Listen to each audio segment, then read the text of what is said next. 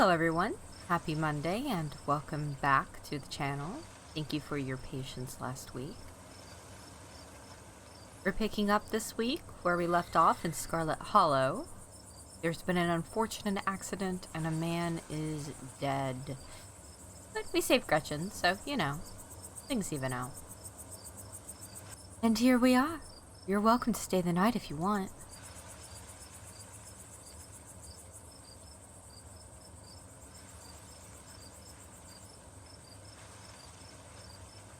I should probably head back and check on Tabitha. That's sweet of you. Are you sure you're okay heading back up that mountain alone?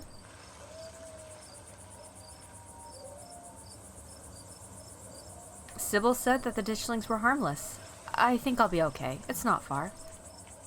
Well, I won't stop you if you really want to go back. Here's my number. Call me when you get there, okay? And good luck. You and Stella exchanged numbers. I'll see you tomorrow? Yeah, we're in this together. Yeah, we are. Stay safe, buddy.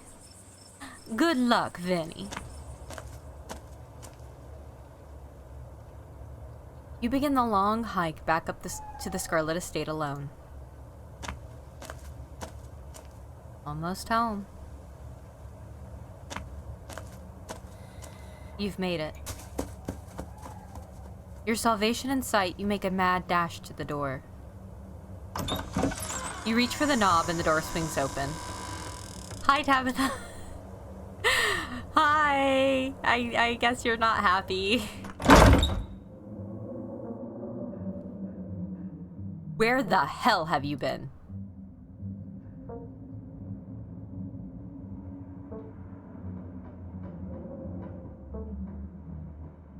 I called you back as soon as I had reception. Did you? I didn't notice. Do you know anyone named Wayne? I employ over 100 people. I'm sure I know a Wayne.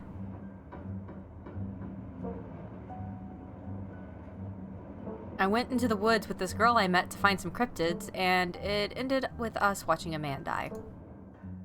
Ah, so you met Stella then. Ugh, that explains everything, and she's gotten you all worked up. I'm going to bed. I'll see you tomorrow.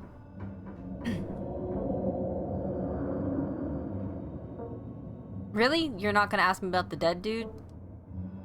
Okay. Is this like a normal thing with Stella? Tabitha? Okay, Tabby. Sure, Tabby. Okay. Good night. You're alone in the estate. The sound of the wind whistling through the house gives you an uneasy feeling in your gut. It's probably best to turn in and try to leave the night behind you. As you settle into your room, you remember that Stella asked you to call her once you got back. You pull out your phone and call. Hey! How are you? She sounds a little different, like she's been crying. Did you make it... Did you make it back alright? Yeah, I'm alright. How are you? Totally fine. I mean, as fine as I could be, I guess. You don't have to worry about me. Go get some Z's, okay? I'll see you tomorrow. From the relative safety of this uncomfortable bed, the events of the past evening seem like something that happened to someone else. You can still clearly picture the terror you felt in those moments. For now, you're safe and you're warm. And Dustin's probably still in her dresser. And we still haven't used that broom. Eventually, the sun will rise and chase away the monsters and make them seem like nothing but bad dreams. Maybe tomorrow, if you're lucky, you'll wake up in the normal world and have a boring week in the mountains with your sour-faced cousin. It's a nice thought, but deep down, you can't help but worry that things will only get worse. Oh, I didn't realize we were so close to the end of chapter 1.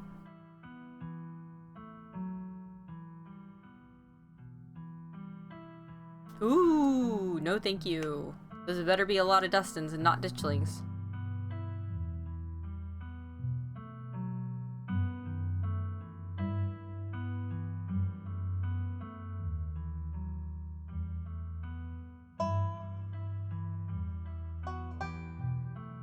Ah, I want some tea.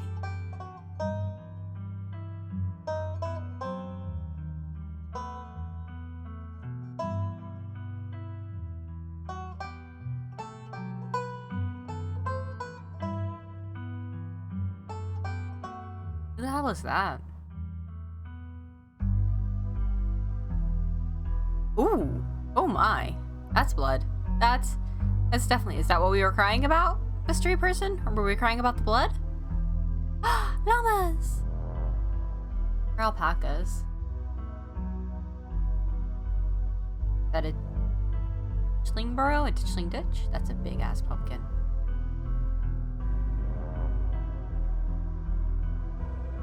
That must be the mine. Probably abandoned from the looks of it. Spoopy.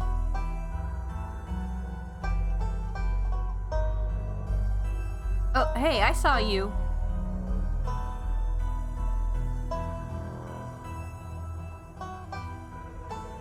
What?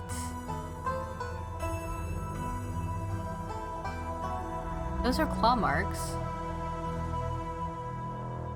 Is that in the estate? Is that in the estate? Hey, it's the title. Yeah, that must have been the end of episode 1. Well, if I'd known that, I would have kept going last time. Let's see, we got Ditchling, the Very Hungry Caterpillar, and Linguini Ratatouille. Episode 2 awaits. If you'd like to continue with this world state in episode 2, please save your game now. Save.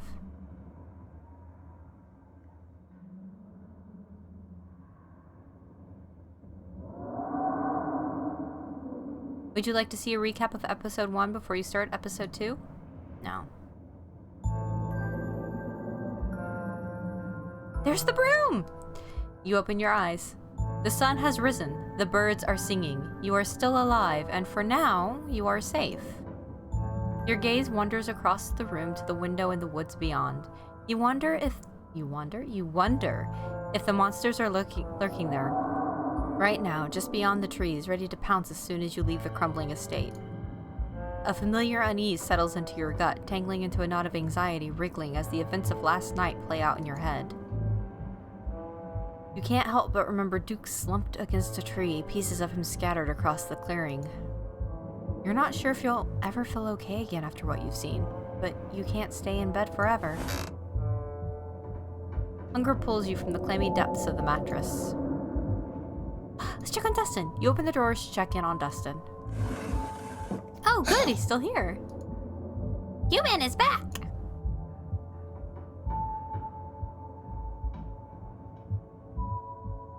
Good morning, Dustin. How are you today? Dustin feel good. Had productive night. I see you have a bread now. Yes, Dustin found a bread. Dustin also ate a bug last night. Good night for Dustin. Have you met Frou-Frou? Monster.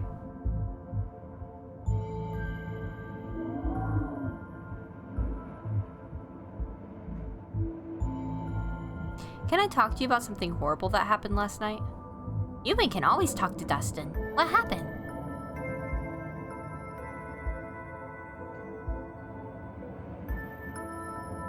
The woods are full of big, scary monsters. Dustin understand. World is full of big scaries. When Dustin gets scared, Dustin pretend to be dead. Good advice for human, maybe. It was nice to catch up, Dustin. I'll leave you be. Okay. You gently close the drawer. Great! The doll didn't move during the night. I was wondering if it would. Maybe it isn't haunted after all. Though after everything you went through yesterday, that's hardly a consolation.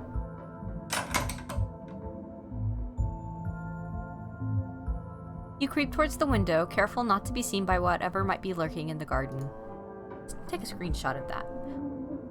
For a second, you thought you saw movement. It could have been an animal. It could have been something else. Whatever it was, it's gone now.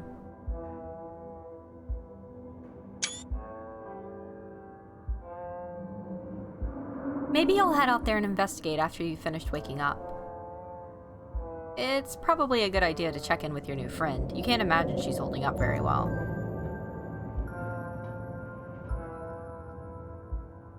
It might take her a minute to get back to you. In the meantime, time to start your day. You're back in the kitchen. Frou-Frou eyes you from her favorite spot on the counter. Her pupils dilate and her tail twitches. I see you are still here. Wow, what was that? I see you are still here. How unfortunate.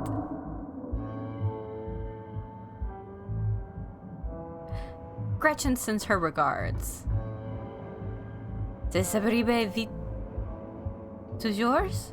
Listen, if you're French, or is French speaking, I am so sorry for what I'm doing to your language. That creature has not yet returned to whatever vile pit of hell it crawled from? Merde. Truly ours is not a kind god.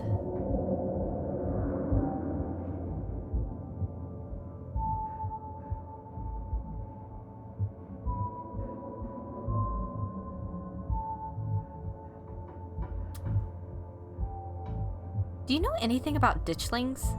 Even if I did, why would I ever tell you anything? And for the record, no, I don't. Now stop bothering me. Hey!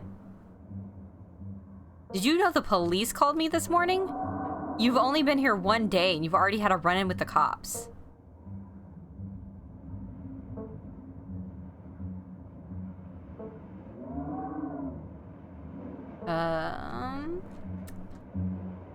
Did the cops say anything about Duke? Did they find the body? Body? They didn't say anything about a body, but apparently he never went home last night. And they had quite a few questions about you, Vinny. And before you ask, don't worry, I told them you're an upstanding citizen.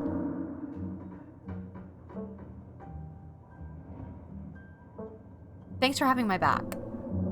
Oh god. Sure, what else is family for?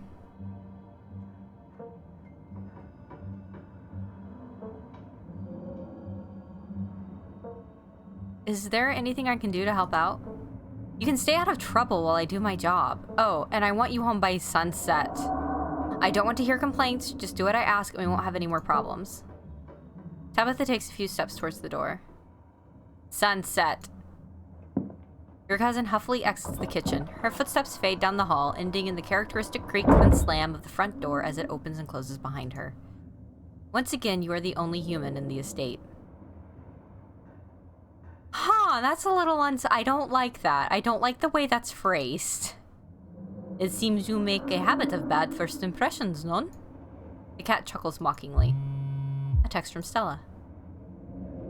Hey, Vinny. Hey, Vinny, thanks for checking in. Hope you're alright, all things considered. I'm doing okay. Not great, but hanging in there.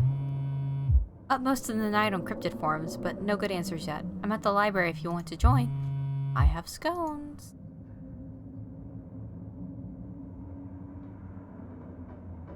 Scones? Say no more. And that's that. Time to start your day. As your eyes wander to the garden door, you shudder, remembering the brief glimpse of something you saw from your upstairs window. It was probably just a raccoon, but the uncertainty of what you saw gnaws at you and compels you to investigate, if only to prove that it was nothing. At the very least, you don't see anything now. You wander further into the garden, trying to pinpoint the spot where that thing had been lurking, if it indeed had been a thing to begin with. The garden is peaceful but undeniably eerie. Here, more than anywhere else, you're surrounded by the ghosts of what this place used to be. A greenhouse sits in the midst of the overwhelming greenery, unreachable from years of neglect, its glass clouded and cracked. Statues reach out from within seas of weeds as if begging to be rescued. And, most strikingly, behind a pair of rusted metal gates at the very peak of the mountain sits a graveyard. You can just make out a few of the headstones, the scarlet name carved deep and proud into their faces. You notice what a good view someone would have of your window if they stood where you're standing now. You crouch down, pushing aside the greenery to examine the soft earth. A boot print. A big boot print. And, well, it looks like some kind of viscera. Your thoughts turn to the specter from the night before. You snap a quick photo, just in case it comes in handy later. You send the photo to Stella. Look what I found in the garden across from my window. No way that's Tabitha-sized. You head back inside, time to figure out what to do with the rest of your day. Sure, Stella might have scones at the library, but scones are later. PB&J is now. You quickly scrape together the ingredients and gobble up a delicious breakfast. And that's that. The walk back to town is much less pleasant today than it was yesterday, when you didn't yet know that the woods were full of monsters and strange men who know your name. You stare anxiously into the darkness between the trees, searching for any signs of movement, but the woods are still. At least for now. The autumn-tinged mountains sprawling for miles in every direction now feel less like beautiful scenery and more like the walls of a cage. Your phone buzzes in your pocket. Geez, that's creepy. All the more reason to come to the library. Oh, it's Kanika! Look who I found at the library. She said she was up all night thinking about the video, adding you to a group text. I'm only here because it's quieter than the store, or was lol, and I'm trying to figure out what that animal could be. I don't buy into this harbinger of doom stuff. We know what animals they are. They're ditchlings, and they are harbingers of doom. Sounds like they're having fun.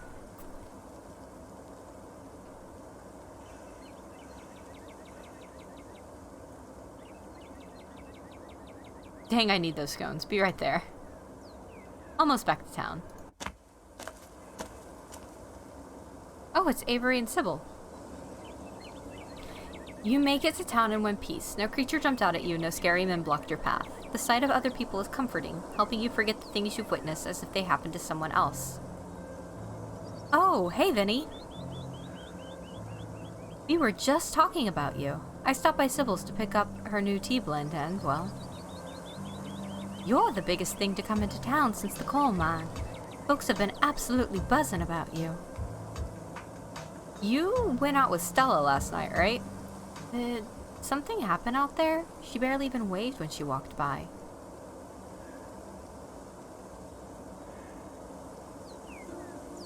Stella and I went into the woods to try and find a skunk ape, but we ran into something way worse. Actual monsters.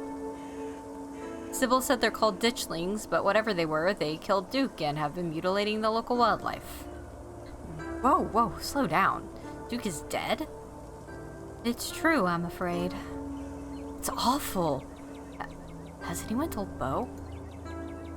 Yes, he's taking it about as well as you can imagine.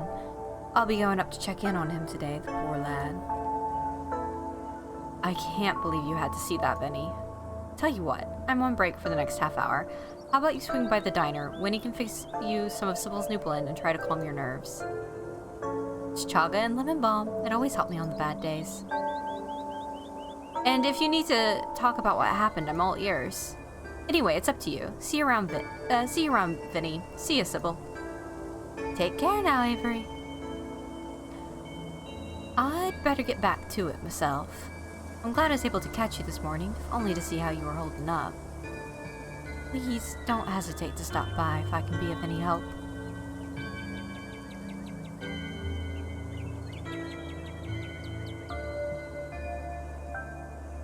Thanks, Sybil.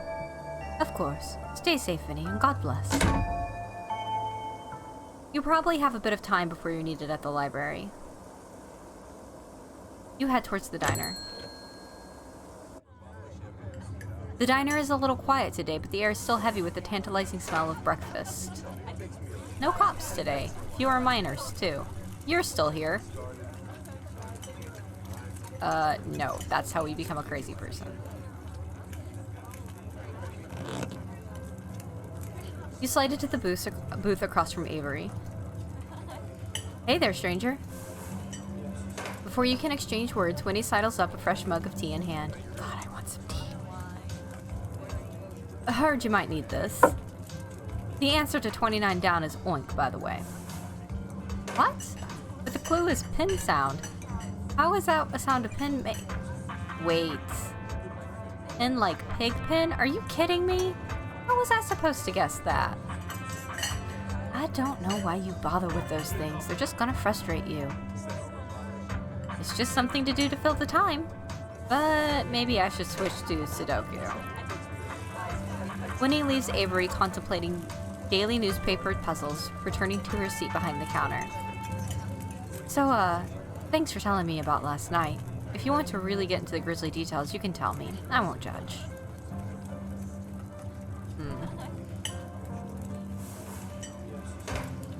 You hesitantly take a sip of your tea. It tastes like you're drinking mold that someone tried to unsuccessfully spruce up with lemon balm. You take another sip. The flavor is strong and slightly unpleasant, but something that tastes this bad must be good for you. Wow, not a lot of folks take to chaga so quickly.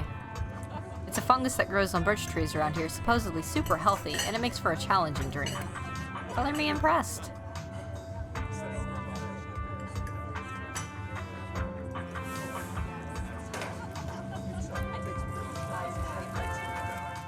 Belly worry about last night. You spill the beans, glad to have someone to talk to about the horrors you've witnessed. Wow, that is some heavy stuff. No wonder Stella seemed distant. Monsters in the woods. I may not have lived here long, but I've never heard of anything like that happening around these parts. Can't say I like the thought of it. Now that I think about it, when the cops came in for their morning coffee, they mentioned something about going out to the woods to look for someone. Must have been Duke.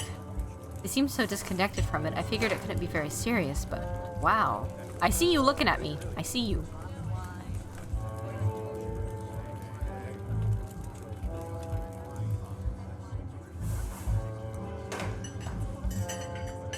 I don't get it. They saw Stella's footage. They saw what happened out there, but it feels like so far all they've done is hound me. Hey, I don't know if it'll help fix your anxiety, but even if they think you did something, I'm pretty sure they won't bother going after you. Those cops come in here every day, and I feel like I know them pretty well by now. And let me tell you, they have no follow-through. I can't tell you the number of complaints they've just, like, dropped after a day or two. And I'll vouch for you if they try anything.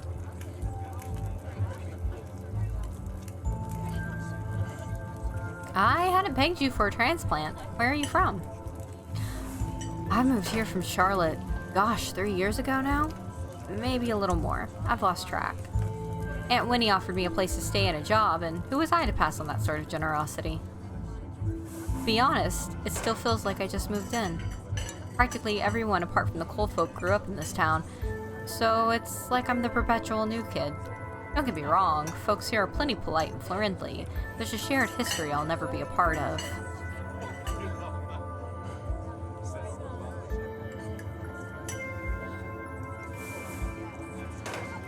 I get it. I've felt out of place the whole time I've been here. Folks on the whole town have been plenty friendly.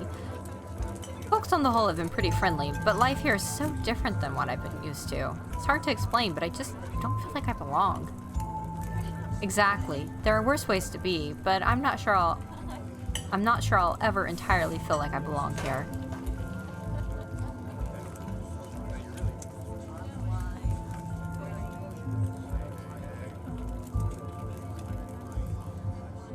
Why'd you leave Charlotte, if you don't mind me asking? I see you looking at me again. I'm talking to your... It's fine. I'm just talking to them. I'm not hitting on them yet. I'm just... It's fine.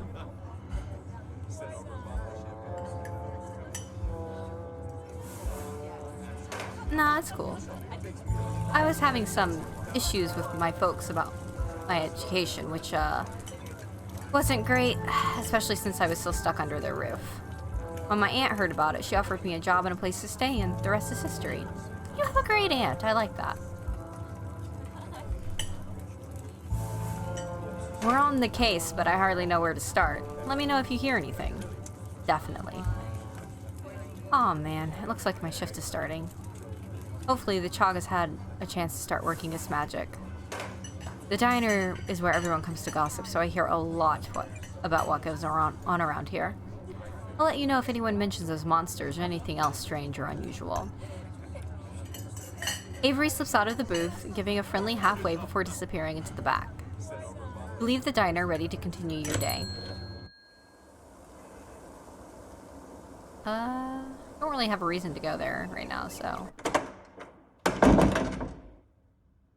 Reading adventure! Gretchen! Hi, Gretchen!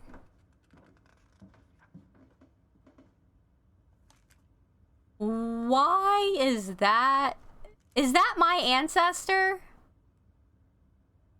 Hopefully it's my ancestor. You enter the former town hall. What once must have been a stately foyer has since been converted into rows of shelves. Meeting rooms and offices long ago gave way to assorted reference collections and reading areas.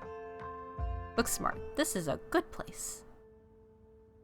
Oh hey, you made it!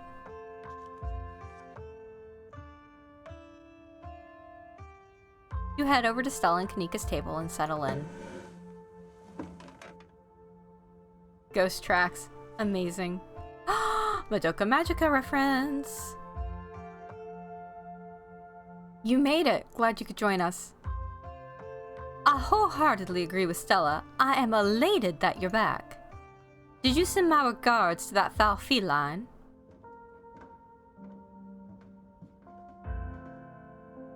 Don't worry, Gretchen. I told Frou-Frou all about our little adventure last night. Wonderful! I hope she stews on that for a long, long time.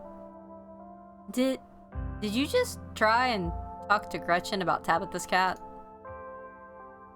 It's not the first time. She talked to Gretchen yesterday and said some wildly insightful stuff. If I didn't know any better, I'd say she can actually talk to animals. One paranormal mystery at a time, please. Morning, Vinny. You look tired. My goodness, whatever happened to common decency? You can't go around telling someone they look unwell. You look marvelous, Vinny.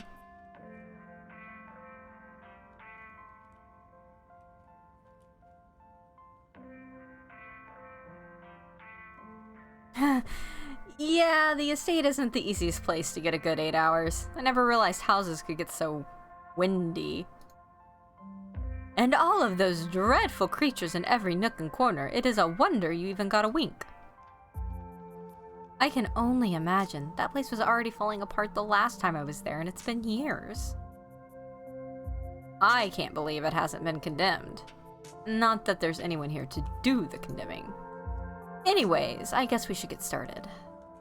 Oh, before I forget, we gotta talk about that photos you sent me this morning. Kanika, check this out.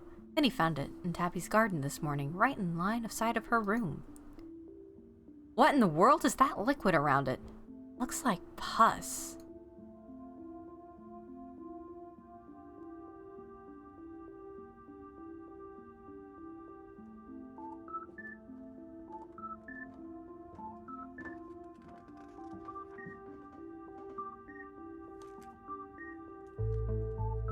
Do you think it's Wayne? That creep who keeps coming around my mom's tea room? He snuck up on us last night and called out Vinny by name, and those boot prints match up with the mining getup. I'm glad the two of you had me there to protect you. Whoa. Apparently I missed a lot last night, huh? I wonder if there's any connection between that guy and what happened in the woods. I wonder if there's any connection between that guy and what happened in the woods last night. Like what? I mean, I don't have anything specific, but we do have the whole prophecy of impending doom angle to explore, and this photo is weird. I can't stop thinking about those splatters on the ground. If he's sick, maybe it's from the creatures you encountered. Hey there, strangers. That is an impressive beard, sir. And literal stranger. Your library's incredible. I can't imagine how much work you have to put into maintaining this sort of collection. Oh, thank you. Hey, Oscar, this is Vinny. You know, Tabby's cousin. Oh, I should have known you were a Scarlet. You look so much like Vivian. Not that I knew her very well, I was still a little kid when she left. But that Scarlet resemblance, it's, strong. I'm Oscar Gutierrez, Chief Librarian, and only librarian.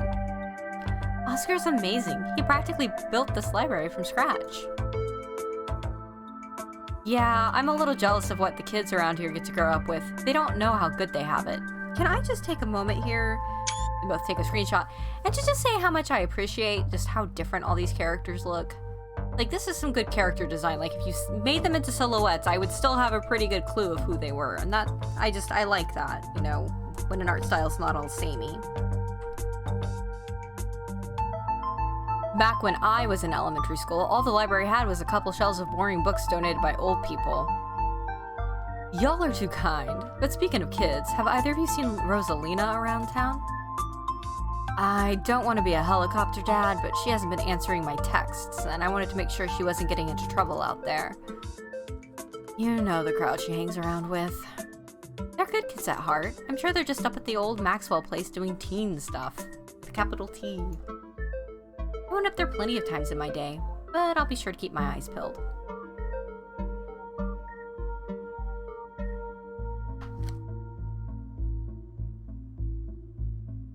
What's the old Maxwell place? It's this great old abandoned spot. We used to hang out there when we were teens. I can't believe I used to be so reckless. The floors there were like Swiss cheese. I should really have a talk with Rosalina when she gets home.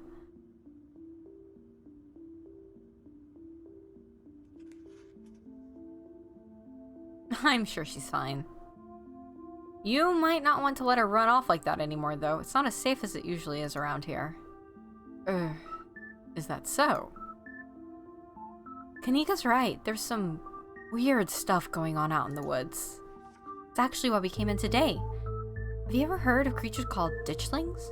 They're a type of cryptid that shows up around places on the brink of disaster. They kind of look like the Pillsbury Doughboy, if the Pillsbury Doughboy was a creepypasta. Kanika's mom told us about them last night after seeing some footage we got in the woods.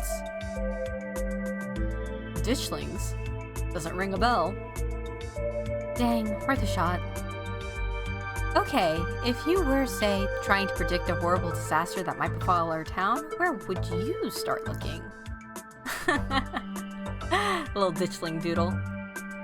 Well, they say history repeats itself, so I'd probably try and figure out what sort of disasters this region typically falls prey to. You're a coal mining town. It's a mine disaster. It's always a mine disaster. Should I be worried about something? I don't know yet. I'll be right back. Gonna go nab some more books. Behave while I'm gone, Gretchen. Aw, you don't have to worry about her, Stella. You're such a good dog, aren't you, Gretchen? Here, have a biscuit, old gal. Well, ain't you the sweetest thing on two legs? Gretchen inhales the soft biscuit, drool leaking from her toothless mouth as she swallows it whole. I'm pretty sure Stella's barking up the wrong tree, Oscar. I don't think you have to worry about any horrible calamity befalling the town. But she's right about the weird stuff. There's definitely something unusual going out in those woods.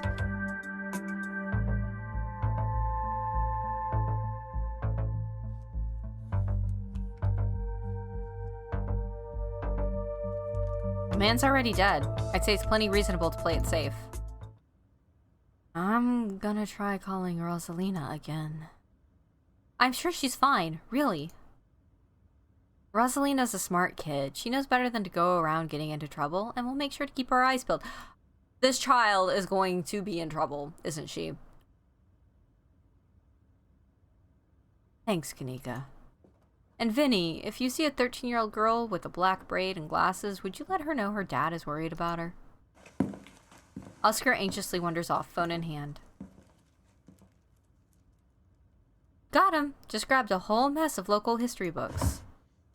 Stella sets a massive pile of books on the table and pulls up a chair. Alright. This is going to be so much faster with the two of you here to help out. Got our snacks, got our source documents. Let's get this research party started. Reading awaits.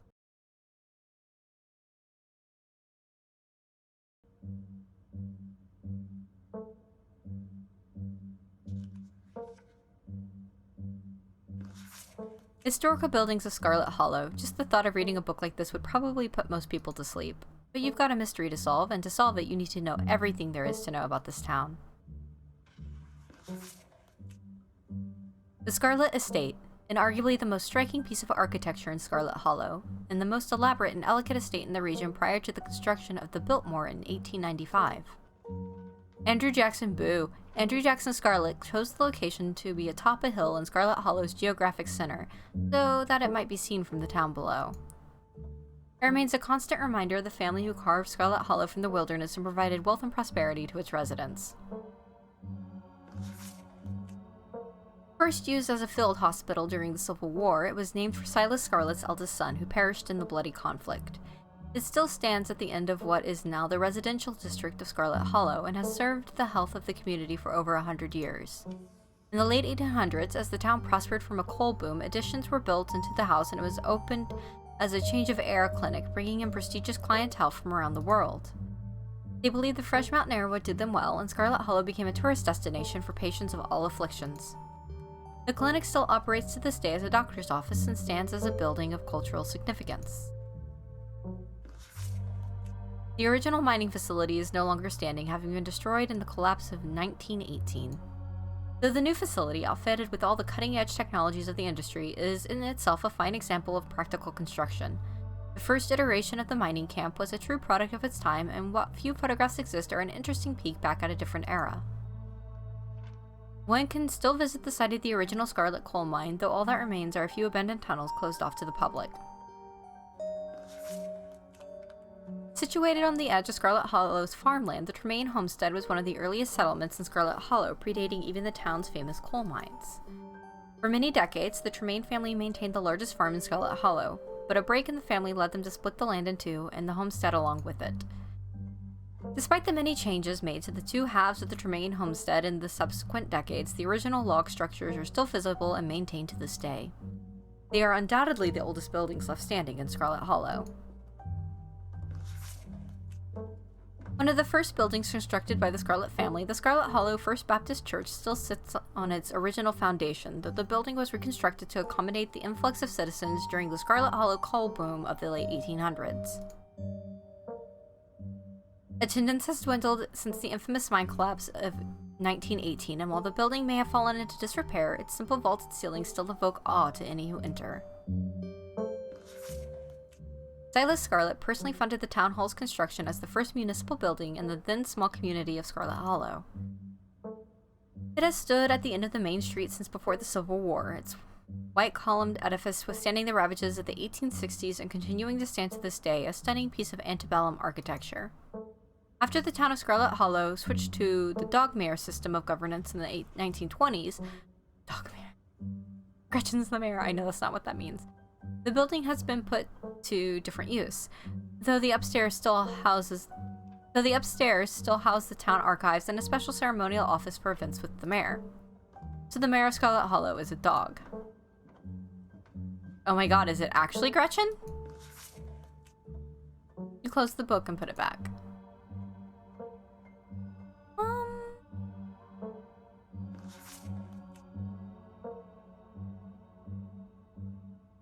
Forced into retirement at the age of 50 due to a war injury from his time in the Indian Wars, exacerbated by his short stint serving as captain in the Confederacy, Silas Scarlet also lost his eldest two sons to that bloodiest of wars, leaving his third eldest son, Andrew Jackson Scarlet, to take charge of the mine. Under his leadership, the mine prospered, undoubtedly in part due to the growth of the railroad industry. Managed to evade the coal union for decades, making them one of the most profitable mines in the country. Boo! Andrew Scarlet built the surrounding town into what it is today, with expensive stone buildings, a bustling main street, and overseeing it all, the elegant Scarlet estate that was, until 1895, the largest and finest feat of architecture in the region. Culminating in the tragic collapse of 1918, it was found that Charles Shaw, the co-manager of the mine, had loosened security measures to increase production during World War I, resulting in a fatal collapse and the deaths of over 160 men and boys, some as young as 10. I told you, it's always the damn coal mine. The coal mine in town, and you're wondering what went wrong. It's probably the coal mine. Could also be tuberculosis, but also the coal mine. The casualties included Andrew Jackson Scarlet's son, Theodore, his brother, Enoch B. Scarlet, who had taken over for their aging father during the bustle of the war, managed to pull the mine from the brink of ruin, thereby saving the town. So this is how your family made its fortune. Silas Everett Scarlet was born to Colonel Everett J. Scarlet in 1818, one of 12 siblings. He grew up in eastern North Carolina during a tumultuous time in the state's history, and not much is known about his life before he joined the Army in 1836.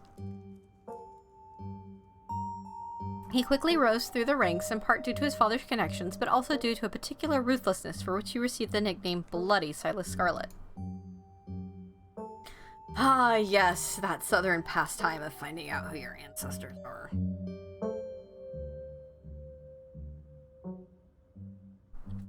The federal government granted the now Captain Silas a tract of bounty land in exchange for his service in the Indian War. Boo!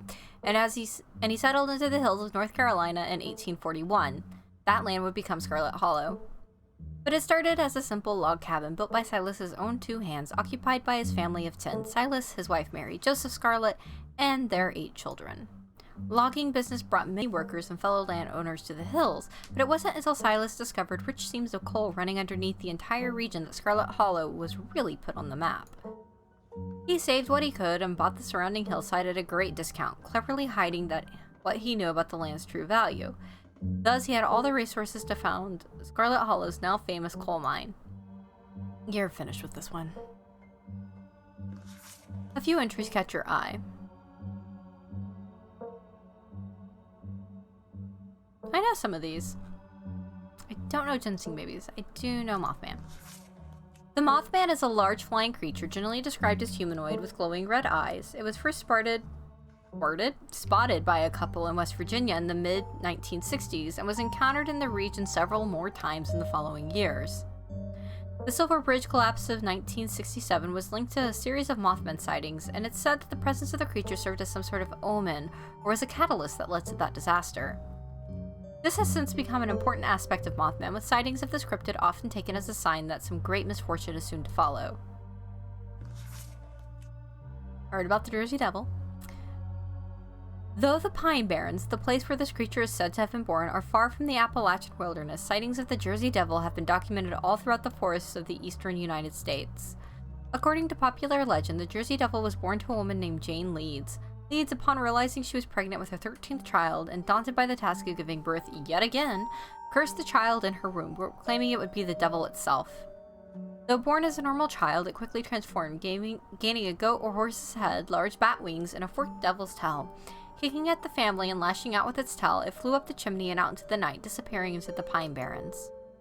The Jersey Devil is one of the oldest cryptids in North American history, with sightings spanning back through the 1800s all the way to the origin of the myth in the late 1700s. It's said to move with incredible speed, and it's recognizable by its high-pitched, blood-curdling scream. This is one I haven't heard of. Ginseng babies. It's safe to say life was hard in the South after the Civil War. The land and its people had been ravaged by conflict, and many turned to unusual industries to get by. One such industry was that of ginseng diggers, or sand diggers as they were colloquially known, who eked out a meager living for themselves by digging up and selling wild American ginseng. Myths surrounding sand diggers were plentiful, but most prominent among them was that of the ginseng baby. It was said that if you dig up a ginseng root on the night of the new moon, it will cry like an infant and leave blood in the earth when it's torn free. Parallels to European mandrake myths are clear, and it can be assumed this myth arose from cross-pollination from European immigrants. But perhaps on the night of the new moon, you should go out and dig up a ginseng root, see if it cries, and check the earth for its blood. Or it could be that the myth spread not through legends passed down through immigrant families, but from the unsettling experiences of these Appalachian foragers. I wonder. Tommyknockers tally po. Oh, we're reading a lot today, aren't we, folks? One of the most famous hauntings in North American history, the Bell Witch was a strange entity that plagued the citizens of the Red River region of Tennessee in the early 1800s. Many strange phenomena have been attributed to the witch through the years, but the most famous was the haunting of the Bell family.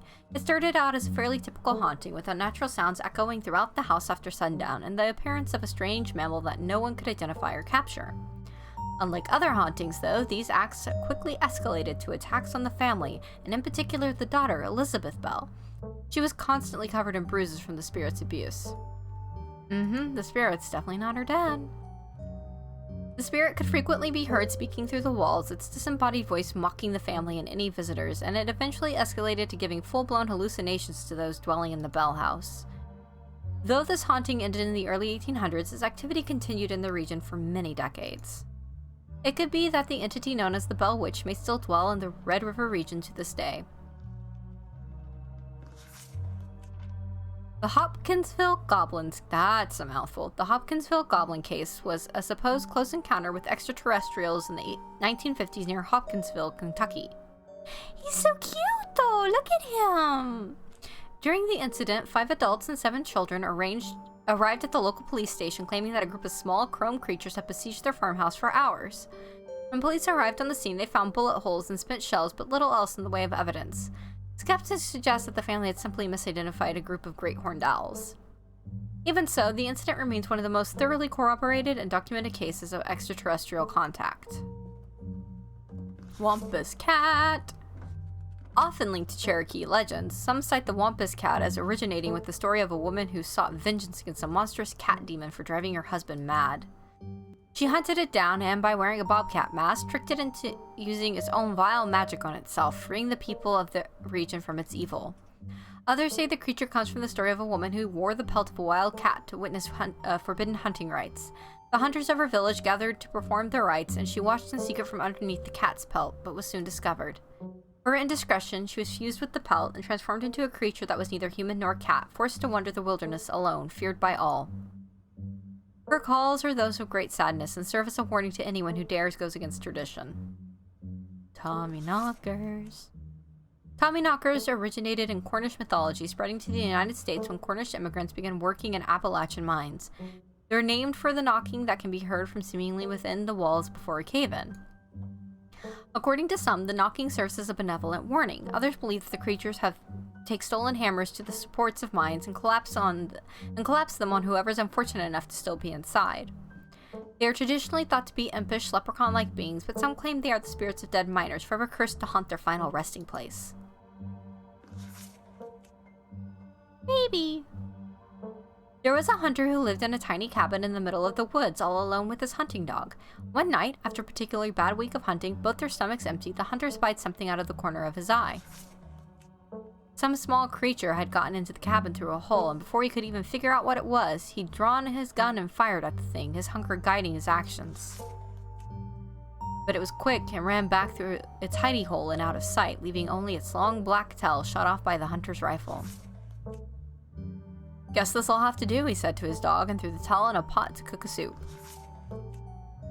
Oh, it's a baby. He and his dog ate well that night, the tail filling them both up. The hunter crawled into his bed satisfied, and his dog curled up at his feet. He woke up to the sound of long nails scrabbling across wood. His dog was nowhere in sight, only a rumpled spot on the covers where he had been, and in the gloom he saw 2 big yellow eyes staring right at him. "I want my Talibo." A high, hoarse voice creaked from the darkness. "Go away!" he screamed at the thing. But it stepped closer to him, still shrouded in darkness, the sound of long claws dragging across hardwood accompanying its movements. "I want my Talibo," the creature growled again.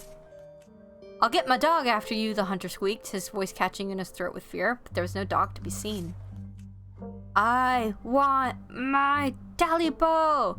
Before the hunter could so much as scream, the creature leapt from the darkness, long claws stretched out towards the hunter. No one is sure what the creature did to him that night, but the next morning all that remained of the hunter, his dog, and his cabin was a chimney standing alone in the woods. Got his Talibo back. You're done here. He closed the book and put it back. I think I'm all done. Let's check in. Alright, if we're going with what Kanika's mom told us last night, I think we can rule out any natural disasters as what brought the ditchlings here. But not nuclear incidents. Looks like our state has a history with those. What about y'all? Find anything? A cat. Before you can respond, a handsome black cat leaps onto the table. Stella quickly slams her book shut. Aw, hey Pixel. You might want to close your book. He loves to rip up any paper he can find. Pixel, my dear friend, it's been too long. How have you been? Hungry. Did Stella bring the good stuff? Don't worry, little guy. I didn't forget your treats. Oh yeah, snack time. Crump, crump. Sorry if Pixel's bothering y'all. Hopefully he hasn't gobbled up any of our books. He can't stand the thought that people might pay attention to anything that isn't him.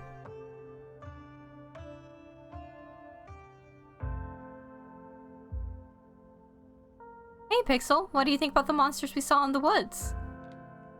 I'm an indoor cat. I don't know nothing about no woods. I just hang out in the library, especially now that our house got haunted. Pixel says your house is haunted. What's up with that? How did you know? Vinny is either psychic or she can talk to animals. It's a long story. No comment. We've, been living in the library for a little bit. It's been great. It's been great. Way more snacks. Way more scritches. Except sometimes there's too much scritches. Hold up, what kind of haunting are we talking about here? Unexplained noises? Objects appearing in strange and unfamiliar places? Aw, Oscar, don't get our hopes up like that. Nothing like that, sorry. The floor in my bedroom just keeps seeping blood, and I've seen a strange figure in the hallway a couple of times. Wait, you've seen a full-body apparition? Can I see it? Stella, it's probably just a dirty pipe or something. But what if it's a ghost? It's worth looking into. Y'all are more than welcome to check it out. Maybe tomorrow night? Yes, we'll be there. Yeah, that sounds like a fun way to spend an evening. Can't wait to get spooked by some creaky pipes.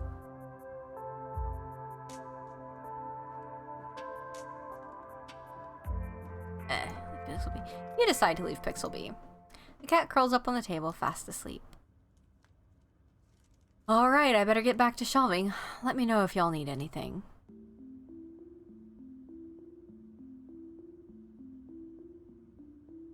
And I think that's where we're going to leave it today because boy howdy, that was a lot of reading. Thank you all so much for joining this time. We will pick up next week with Kanika and Stella, Gretchen, Pixel, and Oscar. Next week? I mean on Friday. My head's not quite clear yet. Anyway, I hope you all have a lovely evening. Bye!